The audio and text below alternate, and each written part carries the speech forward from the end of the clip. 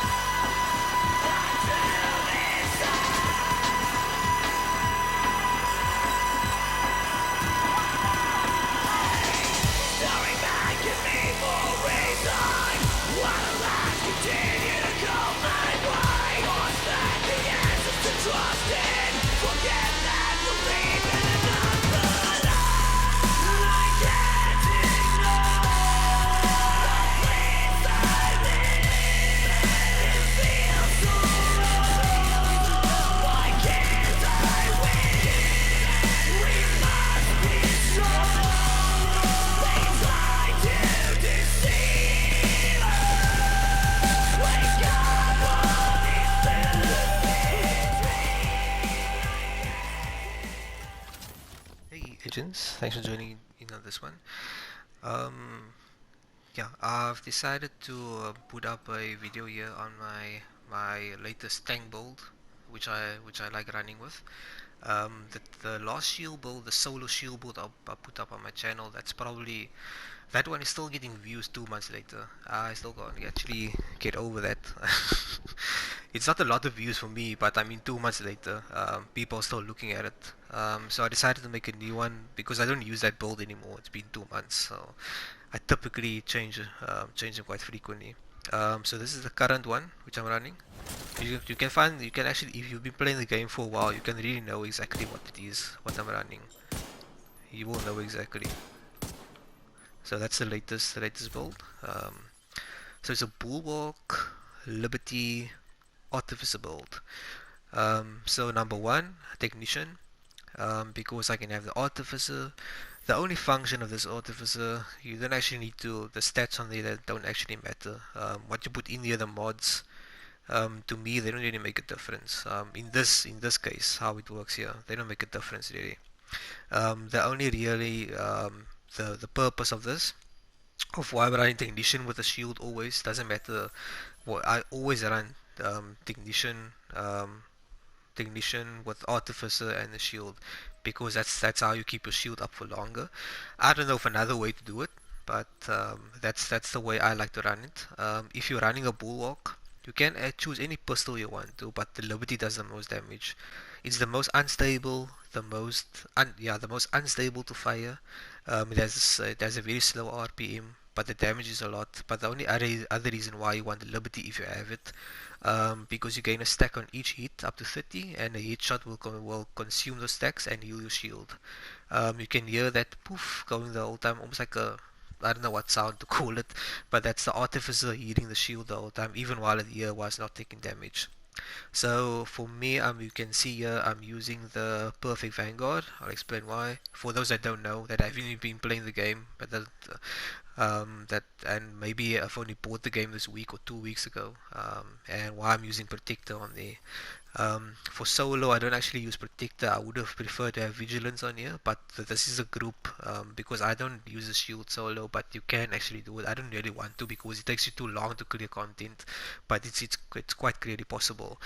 Um, you can do it, checkpoints, missions, the stuff with a build like this. As long as you are very patient, you can do it, and you know how to maneuver around the enemies and to prevent them flanking you. So then you would actually have, Vigilance would be a better choice. That's the only the change I would make between, because this is a team one. Solo one, just put Vigilance there. So I'm using the one piece killer, the killer 9 piece, because it gives you 5% total armor, and because that's Perfect Vanguard. The difference between this and normal Vanguard I think gives you 45% of your armor as bonus armor to other allies. I think the Perfect Vanguard gives you 50%. I think the normal Vanguard gives you, I might be wrong, gives you 45%, so it's a 5% more. So every time you take your shield out, it's invulnerable for 5 seconds, so no matter what hits it for 5 seconds, you can't be touched, from enemies from the enemies from the front. Um, Flanking is still a problem as a cooldown for 25 seconds. So at least every 25 seconds you can have a shield that's invulnerable, and all your allies can have half of your armor as bonus armor for themselves. So they will only ever be a time for 5 seconds that they do not have the bonus armor, because the cooldown is longer than the duration. So I have armor regen on there. There's some hazard protection. Explosive resistance would have been better, but there's protection from elites in the mod slot. And a note here, you want all your pieces on 170 armor, because you want as much armor as you can get. That's not actually to keep you alive, it's to keep your team alive. Because the more armor on the board you have like this, the more you give to your allies. So this is a team build, really, to put it that way. Solo, I wouldn't actually know what to run on the chest. Probably Unbreakable if I get hit from the side. That's probably Solo is Unbreakable and Vigilance. For team build, it's Perfect Vanguard and Protector for me. You can see I'm running the Forge here name item for RK as a holster. It has incoming repairs. It helps with the Artificer. There's 170, almost 170 armor, and you have 10% shield health, and you have armor regen on there. I would have preferred, instead of armor regen, to have explosive resistance. Like I said, explosive resistance, that helps for when you get hit with a grenade, you get staggered, and that's when you get hit with the bullets. That's when you can even die very quickly on 2 million armor. You die extremely fast. It's almost like you're running glass cannon. It's almost exactly the same thing. I'm running the Motherly Love, which you can craft. You can get the blueprint from the technician specialization, I think. You can have skill health on there. It always also 10% skill health. I put max armor on there I have, and as a protection or explosive resistance you want. Armor regen also helps, I guess. So that makes your shield 10% stronger, and this one here, so in total you have 20% shield health, which is optimal for this build. And I'm running 3-piece golem, 3-piece golem because it gives you status effects that doesn't count here. It gives you 1% armor regen and gets 5% total armor. The total armor is what I'm after. So 170 full armor. You either want hazard protection, like I've said, armor regen, or explosive resistance. I put repair skills in there. It helps the artificer heal the shield a bit better. Like I've said, I've used the backpack with protector. The protector gives you 5% bonus armor every time your shield gets damaged.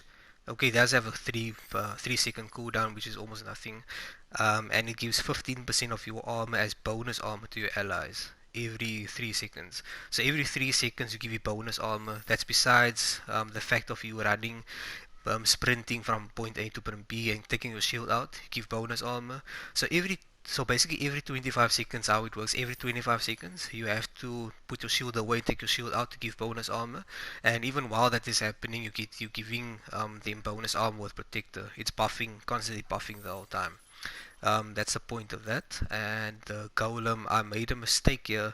What I should have done, I should have rolled 170k armor in here. I have no idea why I put armor regen on. Then I would have been in 1.9 million armor.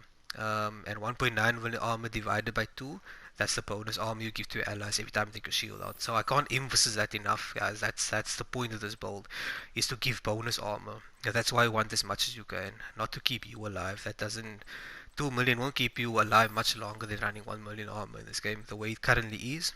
We don't show how we know that will change. The Liberty, like I've said, these two guns don't matter at all. You won't use them. The Liberty gives you it repairs your shield. That's why I want to use. You can use any pistol you want if you don't have the Liberty, but that's why you actually want it, even though it shoots like crap. Bulwark shield. Okay, let me just go through that. It has 15 million health. There's active regen, also the regen. It's a tier 6. So you could actually have, you can, I don't know why this is a constant problem. It shows me that. So you can, so I can't actually show you. If you can actually get this into overcharge, your shield can actually be invulnerable. I don't know for how many seconds. I can't actually show that now, for some reason. And you can have this this artificer can also overcharge if you run the BTSU gloves, but that's only after every minute. But I'm choosing to have it this way. Oh, because my shield was active. Let me just go through that. Let me see if it now opens. Oh, there we go. You can have overcharge with your shield being invulnerable. That's what you can get. So that's a bonus. That's the other option you have. Instead of the motherly glove, you can run the BTSU. But then you have 1%. You have the 1 skill tier there, so you lose a bit of armor. So your armor will drop. That's the other thing. That's the reason why I'm not using it personally, because if I put BTSU gloves on, it means that the purpose of this build, it defeats the purpose, because you want to have as much armor as you can. Running Perfect Vanguard, you need as much armor as possible to give half away to your allies. That's the whole point. And the same with Protector, because that 15% is a lot more the more you have, if that makes sense.